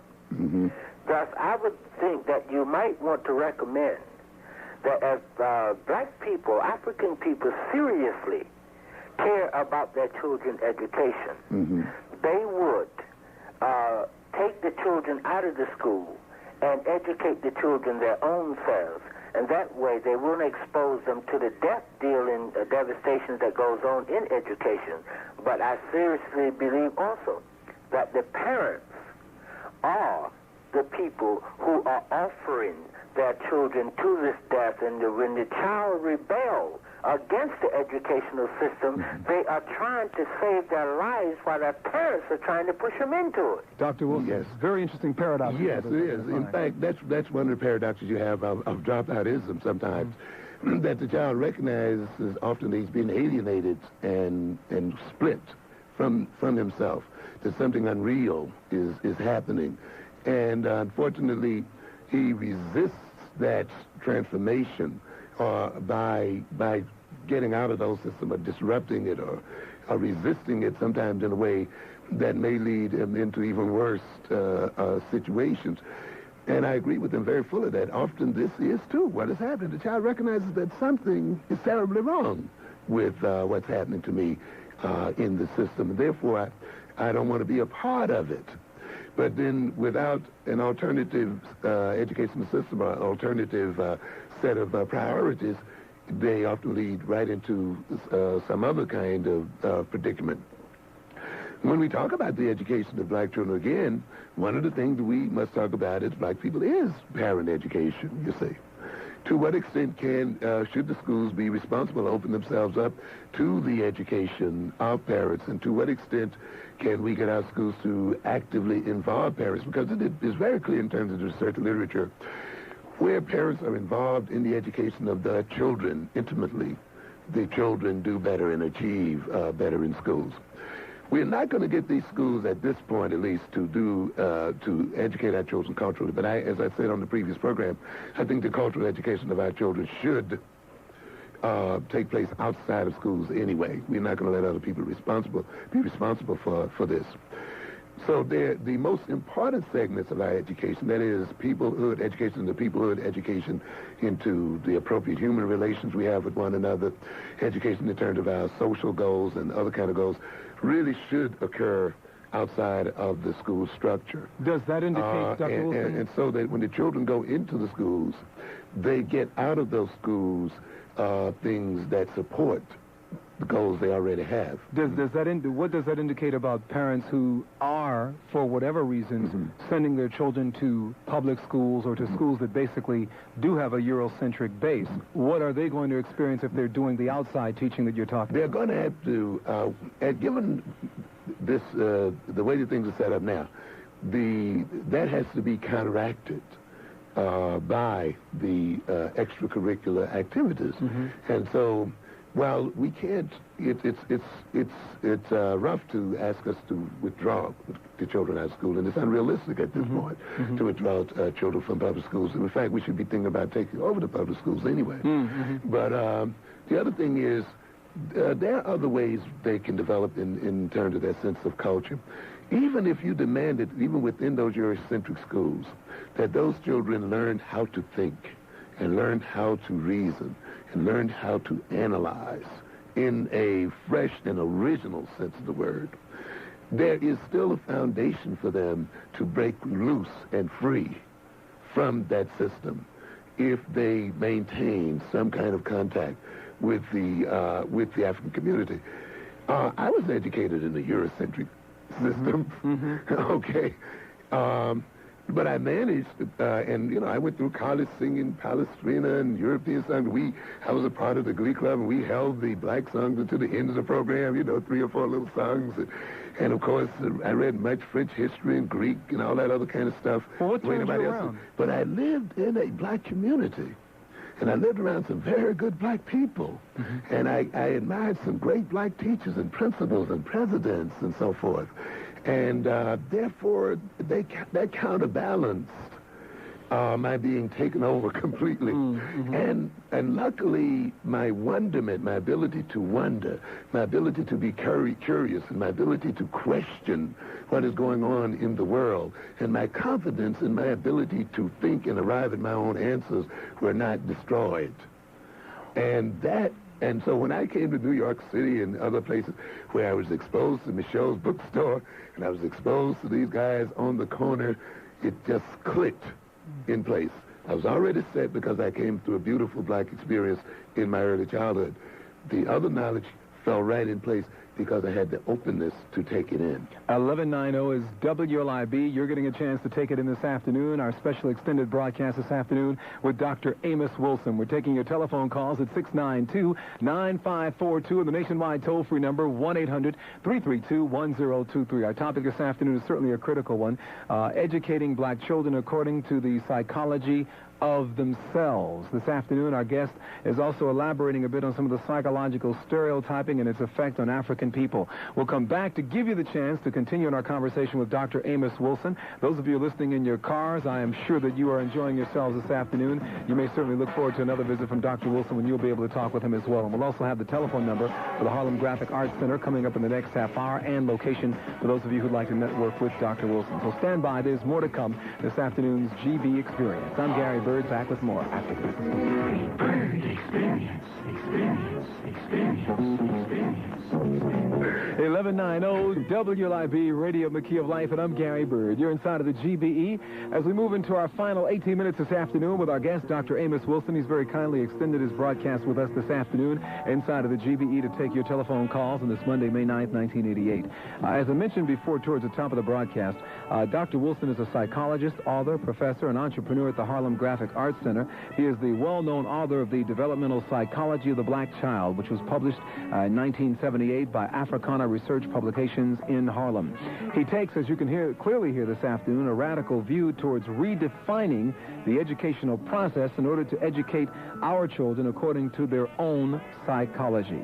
We're taking your calls this afternoon for Dr. Wilson at WIB inside of the GBE, the Gary Bird Experience. We move right away into your calls right now. I'm going to ask those of you who are calling to keep your questions as brief as you can so that we can try to get to every caller. That's a promise that we're going to try to keep this afternoon. Go right ahead, please. Good afternoon. You're in the air. Yes, good afternoon. The reason I'm calling is I just recently heard of Dr. Wilson's book, and I'm glad you have him on the air right now. And I'm a psychology major at Fordham University, and I'll be interested in hearing what, when I graduate, I'll be graduating next May, and I'd like to get into the field of, something to where I can help more, my people and I guess everyone in general. But I'd like to know, basically, I need help on how to go about getting into the area that Dr. Amos is in, because I do agree with him, that there's a lot of things within the education system that we need to change in order to enhance the education for black people. Thank you. I take, as a psychologist, of course, I take a special interest in students who are majoring in psychology, and I urge you and those black students who are in psychology to come by on Saturdays and speak with me, because I try to maintain a kind of mentor relationship with students who are interested in psychology. So if you'll drop by one Saturday afternoon or morning and speak to me directly, I'd be very happy to be of whatever assistance I can to you in orienting you in terms of your psychology. To the caller, thank you for being with us this afternoon at WLIB. Go right ahead, please. You're in the experience. Dr. Wilson, this caller just broke away from us, but let's make it a point, since that caller just posed that question, to give your telephone number and location for those who are listening as well. Okay, it's the Print and Copy Center, 215 West 125th Street, and the number there is 316-3280. Weekends are the best. Again, 212-316-3280. WIB, Radio on the Key of Life. Thanks for joining us. Hello, go right ahead, please. WIB, make sure you stay to your phone because you're going to lose your opportunity. Go right ahead, please. You're in the air. Hello, you're in the air. Go right ahead. Hello, I'm just Mac Layman. I would like to ask that I respect both of you. I'd like to ask the doctor a question. Why there's so many African Americans, even on television, and mayors would denounce that say the country is not ready for an African president. And I would like to, it seems like I can't understand that, I feel like you have to make the country ready. And that's one of the questions that I like to ask. The other one is towards the gentleman that called, I said about mulatto kids being prejudiced against him. That racism is taught. You're not born with racism, because I have a mulatto kid. He's been to Africa, he's been to the Caribbean, and he's more so-called African-American than some of these kids that are around in my neighborhood. So, but I don't want to judge people as far as... So those are the two questions I'd like to ask the doctor. Okay, thank you. Okay. I don't think the caller implied necessarily that mulatto kids are born in that way. If I can recall, certainly I agree with the caller that this is a taught situation. And we're all, whether mulatto, black, caught up in the contradictions that racism puts us in. And, of course, some people will react very strongly in one direction and in others under those circumstances. I don't quite, I can't, of course, explain why other people sometimes say that the country's not ready for a black president. I have my opinions about it. I think it's in the same vein of saying often that this country and the world is not ready, as far as they're concerned, to accede to the leadership of black men and women and of black people in general, or to accede to us positions of high regard and respect and influence in the society, because they feel that often letting us have those positions may mean a denial to them of some of the advantages that they now have. When you hear many of the callers who take that tact, they often talk about what Jesse Jackson is going to take away from them. That is, when I listen to some of the white callers and what they're going to lose as a result of Jesse Jackson or some other black person being in the position. And, of course, these people believe their own racist philosophy as well. When they have come to believe that the black man cannot as intelligently lead the world or this nation as any other people on earth, then of course they fear putting us in that position. So what I think underlies this kind of statement is actually a fear that if black people were put in this position, they would lose their advantages. I just want to say something right quick, by the way. Going back to some previous callers, and also to talk to some people.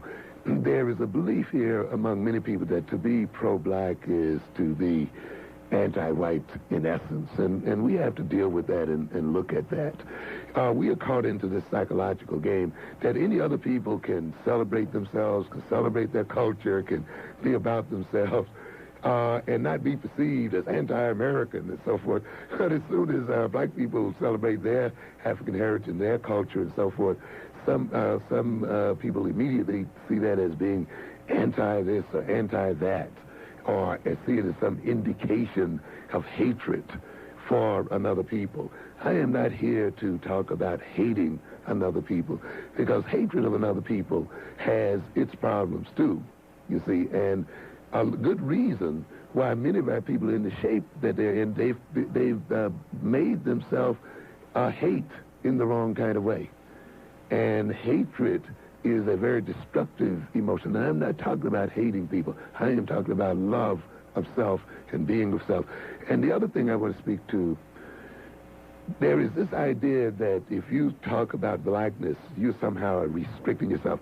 Don't forget that whites are only 10% of the world's population. They're going to soon be 5% of the world's population.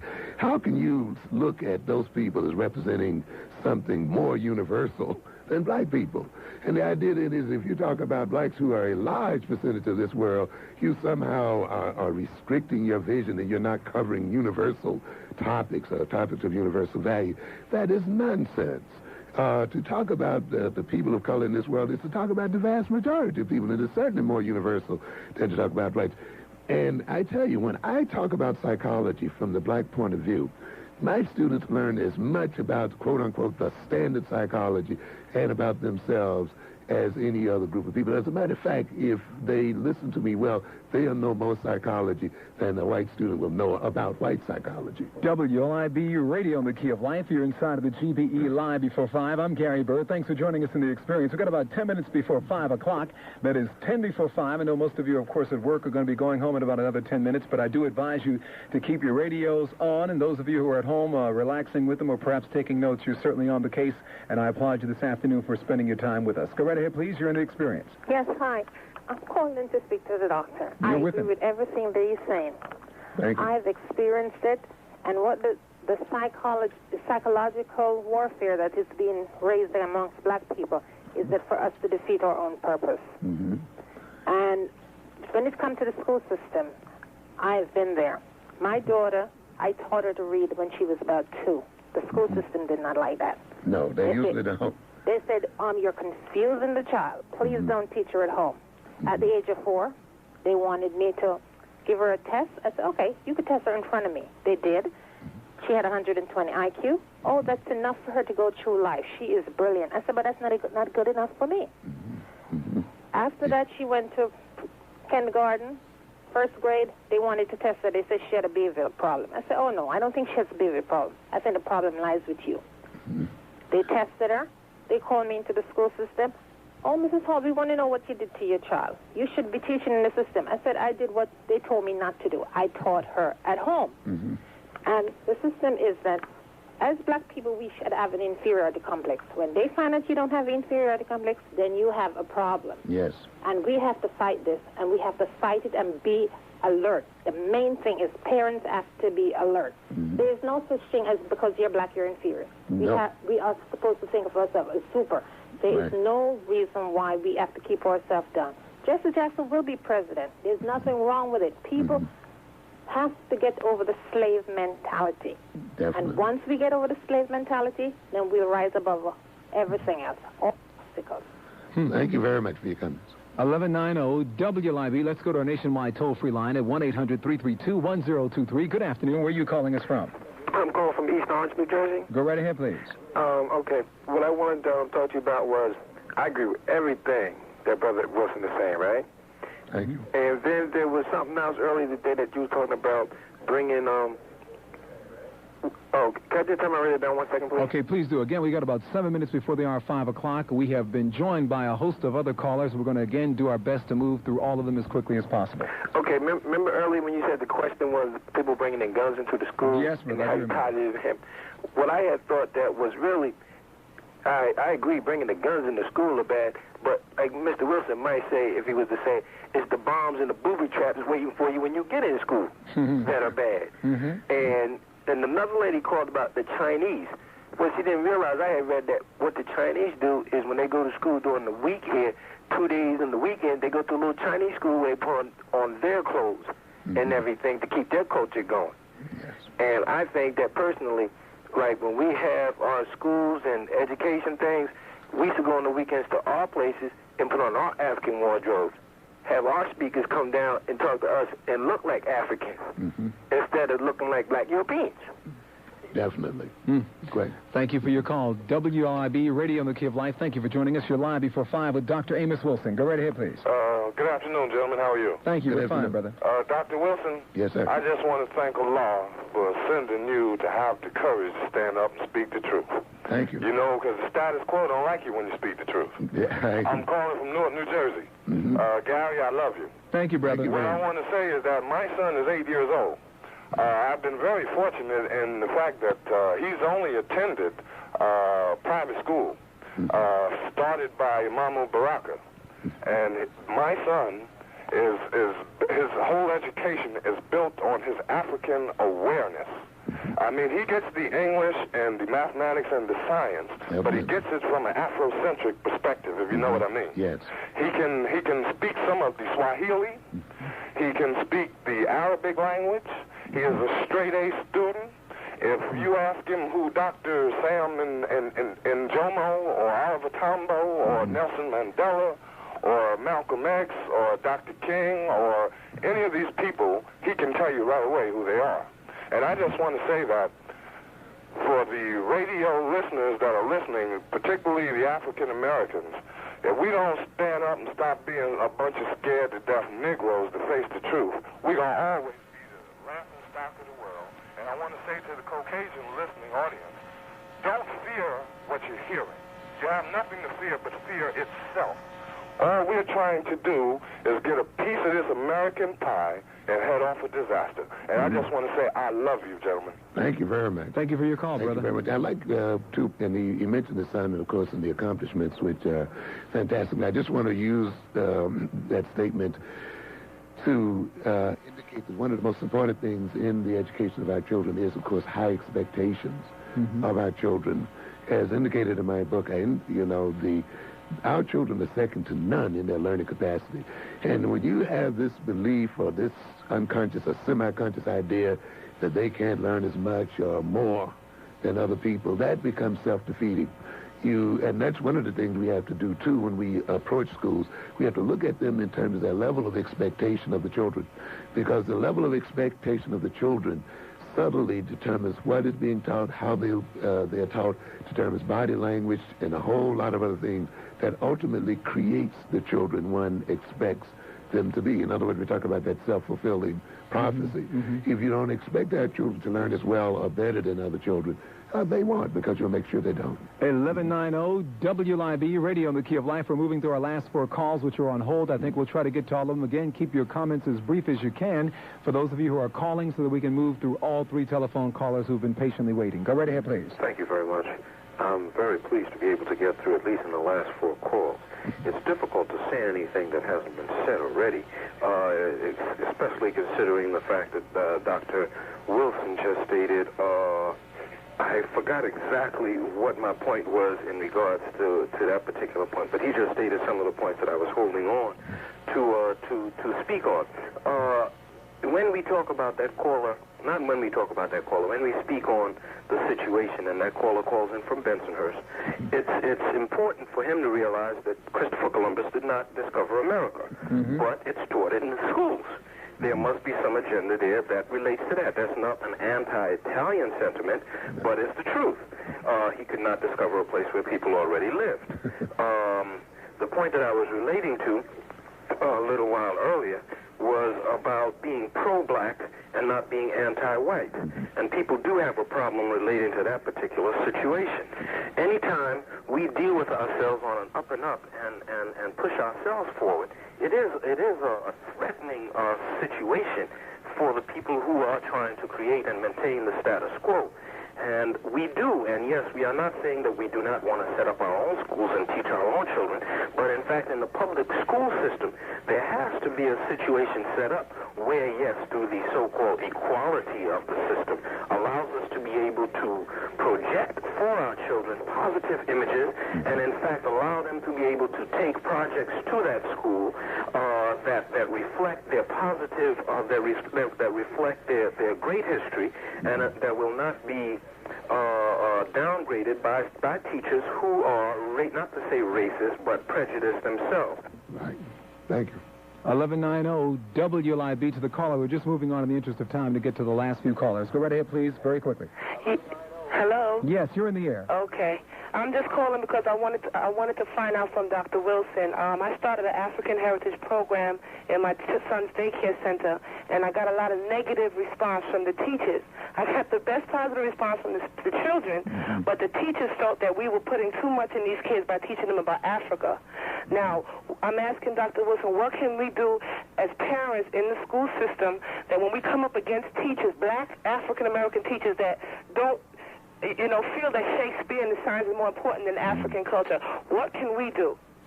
Well, of course, you have to continue to keep talking with them, and if possible, try to get speakers such as Dr. Ben and others to come by your facility and become a part of the staff development. And so that the teachers can be educated. That's one of the other things I wanted to add about the education of our children. We must insist that teachers who teach our children receive some level of education. That includes the black teachers as well. Ultimately, we must even insist on the university level that the schools of education be made to, as a part of teacher training, that the teachers be made to undergo many hours of study in relationship to black culture. 1190, last caller right now at WLIB. Go right ahead, please. You're in the air. Hello. Hello. My question was what can we do, like, with a lot of inner city, young parents that do not have very much education themselves, and to try to educate them so they can teach their children. I came in on the last part of it, and I was wondering whether Dr. Wilson could kind of elaborate on that. Okay, the situation is a lot of public schools, a lot of the young parents are on assistance, or, you know, and a lot of them are very uneducated. Yes. So what can we do? And by the way, I think you're fantastic. Thank you. So what can we do? Okay, again, we're going to have to reassess our school system. Somewhat like, 40% or more of the female dropouts indicate that they drop out as a result of pregnancy, a marriage, as such. And now, while this is a controversial issue, I'll bring it up anyway. Where these students have been appropriately educated in regards to themselves and in regards to family life and been given an education in family and in sexuality, the tendency to have teenage pregnancy drops significantly.